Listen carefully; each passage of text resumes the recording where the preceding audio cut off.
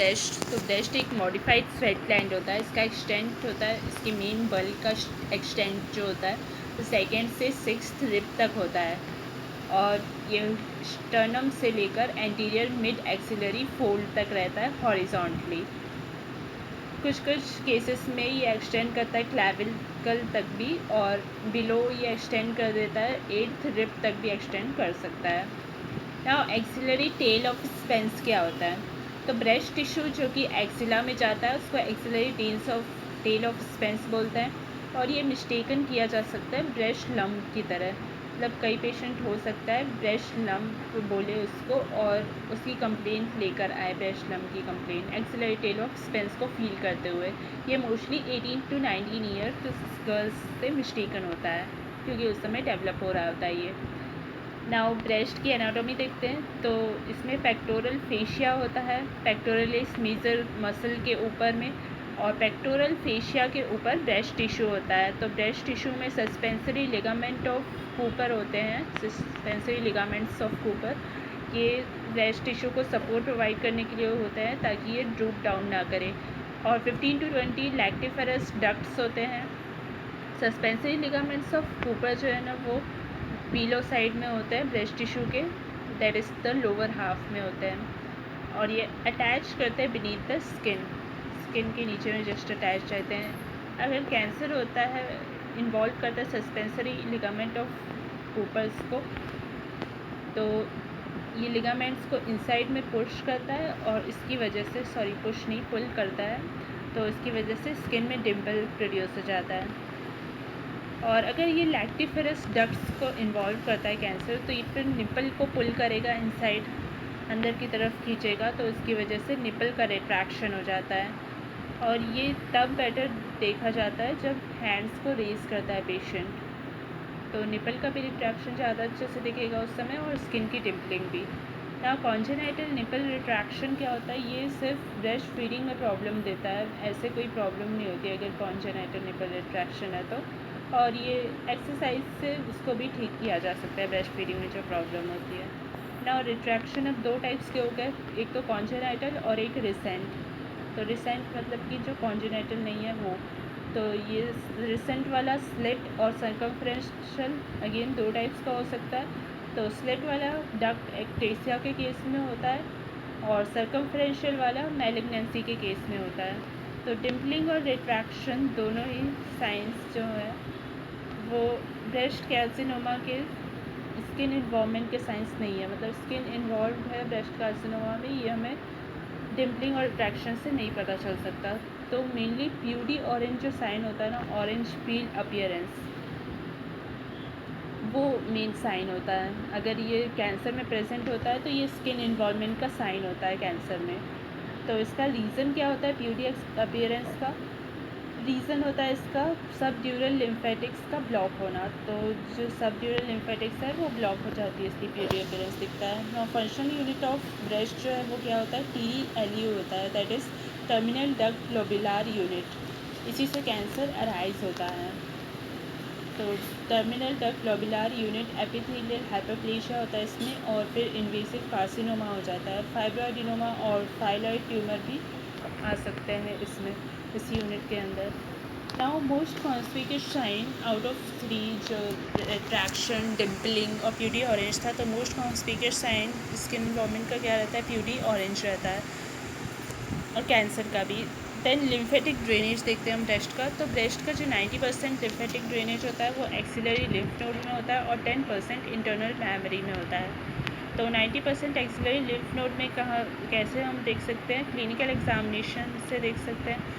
तो हमको चेक करना होता है एक्सिलरी लिम्फ नोड्स में एंटीरियर वाले, सेंट्रल, अपाइकल वाले, लैटरल वाले और पोस्टीरियर वाले लिम्फ नोड्स को। And surgical division of axilla होता है वो पेक्टोरलिस माइनर मसल के बेसिस पे होता है। तो हम लैटरल किसको बोलते हैं? जो लैटरल साइड में हो जाता है ना ब्रेस्ट टिश्यू पेक्टोरलिस माइनर के, उसको हम फर्स्ट पार्ट बोलते हैं। देन जो बिहाइंड रखते हैं पेक्टोरलिस माइनस के, उसको हम सेकेंड पार्ट बोलते हैं। और जो पेक्टोरलिस माइनर के मिडिल साइड में रहता है उसको हम थर्ड पार्ट बोलते हैं। तो इस तरीके से सर्जिकल डिवीजन हो जाता है एक्सिला का। नाउ रोटस लिम्फ नोड को इंटरपेक्टोरल लिम्फ नोड भी बोलते हैं, और ये लेवल 2 के अंडर फॉल करता है। ना ट्रिपल असेसमेंट क्या होता है? ट्रिपल असेसमेंट ब्रेस्ट लम्प का करते हैं हम क्लियर डायग्नोसिस के लिए। तो इसमें 3 चीज़ें इन्वॉल्व होती है। फर्स्ट तो क्लिनिकल एग्जामिनेशन और हिस्ट्री उसमें ऑफकोर्स इन्वॉल्व रहेगी। दैन सेकेंड रेडियोलॉजिकल टेस्ट होता है एंड थर्ड हिस्टोपैथोलॉजिकल टेस्ट होता है जो कि बायोप्सी से करते हैं। तो इमेजिंग टेस्ट हम पहले करते हैं ताकि हमें दूसरे टेस्ट के बारे में पता चले, और स्कैन करते हैं आफ्टरवर्ड्स ताकि हीमरेज ऑकर होता है ना बाकी बायोप्सी वगैरह से, तो उसकी वजह से पेन हो सकता है पेशेंट को और फाइंडिंग्स भी अल्टर हो सकती है, इसलिए हम स्कैन पहले करते हैं। तो स्कैन अगर हम बाद में करेंगे तो हीमरेज हो जाएगा ना। रेडियोलॉजिकल में कैसे कैसे हम एग्ज़ामिनेशन करते हैं उसमें भी 2 चीज़ें इन्वॉल्व होती है, एक तो USG और दूसरा मैमोग्राम। तो USG में लेस दैन 40 ईयर्स में करते हैं and mammogram greater than 40 years में करते हैं। क्लिनिकल एग्जामिनेशन का बेस्ट मेथड कौन सा होता है? एक तो डायल क्लॉक है होता है, एक वर्टिकल स्ट्राइप रहता है और एक हॉरिजॉन्टल स्ट्राइप। 3 मेथड्स होते हैं इसके, लेकिन इसमें बेस्ट होता है डायल क्लॉक वाला मेथड क्योंकि डिनोट करने के लिए भी ये ईजी होता है और पेशेंट को समझने के लिए भी ईजी रहता है। वर्टिकल स्ट्राइप कुछ ऊपर नीचे वाला पैटर्न रहता है और हॉरिजॉन्टली एग्जामिन करता है इसको। सो यंग पेशेंट्स में ग्लैंडुलर टिश्यू ज़्यादा रहता है और वो वाइटिश रहता है और फैट जो है वो ब्लैकिश दिखता है। तो फैट कम रहता है यंग पेशेंट्स में, इसलिए मोस्टली उनका जो ब्रेस्ट है वो वाइटिश रहता है ज़्यादा ग्लैंडुलर टिश्यू होने के कारण। जैसे जैसे एज इंक्रीज़ होती है ना, फैट बढ़ता है और ग्लैंडुलर टिश्यू कम होता जाता है। तो यंग में ग्लैंडुलर टिश्यू भी वाइट दिखेगा और लम्प भी वाइट दिखेगा। तो अगर पेशेंट को सेम प्लेस पे लम्प होता है तो फिर वो मिस हो सकता है कि हम उसको ग्लैंडुलर टिश्यू सोच के छोड़ सकते हैं। इसलिए ना मैमोग्राफी इतनी सेंसिटिव नहीं होती है यंग पेशेंट्स में, इसलिए यंग पेशेंट्स में USG किया जाता है जबकि ओल्ड में मैमोग्राम किया जाता है। तो ओल्ड में ब्लैक वाला पार्ट ज़्यादा रहता है, फैट ज़्यादा रहता है, इसलिए लम्प ईजिली दिख जाता है वाइट कलर का। ना इमेजिंग में मैमोग्राम में के बारे में देखते हैं तो 0.1 to 0.2 सेंटीग्रेड जो है अमाउंट ऑफ रेडिएशन एक्सपोजर रहता है इसका, और 2 व्यूज़ लिए जाते हैं इसमें। एक तो क्रैनियोकॉर्डियल होता है और एक मीडियो लेटरल ऑब्लिक व्यू होता है, MLO जिसको बोलते हैं। तो क्रैनियोकॉर्डियल में जो है ना ब्रेस्ट कंप्रेस किया जाता है अबव एंड बिलो, तो ऊपर और नीचे से एक प्लेट डाली जाती है उससे कंप्रेस किया जाता है और ये बेटर डिफ्रेंशिएट करता है फैट और ग्लैंडुलर टिश्यू में। जबकि मीडियो लेटरल ऑब्लिक में क्या करते हैं कि कंप्रेस करते हैं ब्रेस्ट को मीडियली और लेटरली कंप्रेस करते हैं साइड से। तो ज़्यादा ब्रेस्ट टिश्यू विजुलाइज होता है इसमें और एक्सिला भी दिखता है। सो ये इसका डायग्राम है। एक्सिला से निपल तक हमने एक लाइन ड्रॉ की है। तो अगर हम ये लाइन ड्रॉ करते हो तो उस लाइन के अबव वाला जो पार्ट रहेगा उसको हम सुपीरियर पार्ट बोलते हैं, उस लाइन के बिलो जो पार्ट रहेगा उसको हम इंफीरियर पार्ट बोलते हैं। तो ये एक्सिला के परपेंडिकुलर हम एक लाइन ड्रॉ करते हैं निपल तक के लिए। ये मीडियो लेटरल व्यू है, मीडियो lateral oblique view. Now latest technique mammography की कौन सी है? ब्रेस्ट टोनोसिंथेसिस है। ब्रेस्ट टोनोसिंथेसिस जिसको बोलते हैं, तो ये ज़्यादा सेंसिटिव होती है और बेटर रिजल्ट्स देती है डेंस ब्रेस्ट में भी। तो मैमोग्राफी स्क्रीनिंग और डायग्नोस्टिक दोनों तरह की हो सकती है। स्क्रीनिंग में बेस्ट स्क्रीनिंग मोडालिटी होती है ये ब्रेस्ट कैंसर के लिए मैमोग्राफी, और 15 to 20% रिडक्शन शो करती है मोर्टेलिटी में, क्योंकि कैंसर पहले डिटेक्ट कर लिया जाता है टाइम से पहले, तो इसलिए मोर्टेलिटी रिड्यूस करने में बहुत हेल्प करती है ये।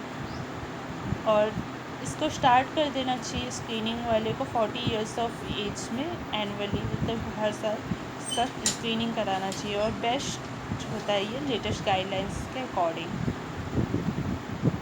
जबकि जो डायग्नोस्टिक वाला है वो 40 इयर्स के बाद स्टार्ट करना चाहिए वो भी, और इसमें भी 2 व्यूज़ आते हैं, वही मीडियो लेटरल एंड क्रैनियोकॉर्डियल। तो ब्रेस्ट सेल्फ एग्जामिनेशन ना मोर्टेलिटी को रिड्यूस नहीं करता है, वैसे सजेस्ट किया जाता है ब्रेस्ट सेल्फ एग्जामिनेशन करना, बट स्टिल हमें ये याद रखना है कि मेनली मैमोग्राफी अगर हम कराएंगे तो ही वो मोर्टेलिटी को रिड्यूस कर सकता है, ना कि सिर्फ सेल्फ एग्जामिनेशन। तो ये था ब्रेस्ट का फर्स्ट पार्ट, नेक्स्ट वीडियो में आगे डिस्कस करेंगे। Thanks for watching.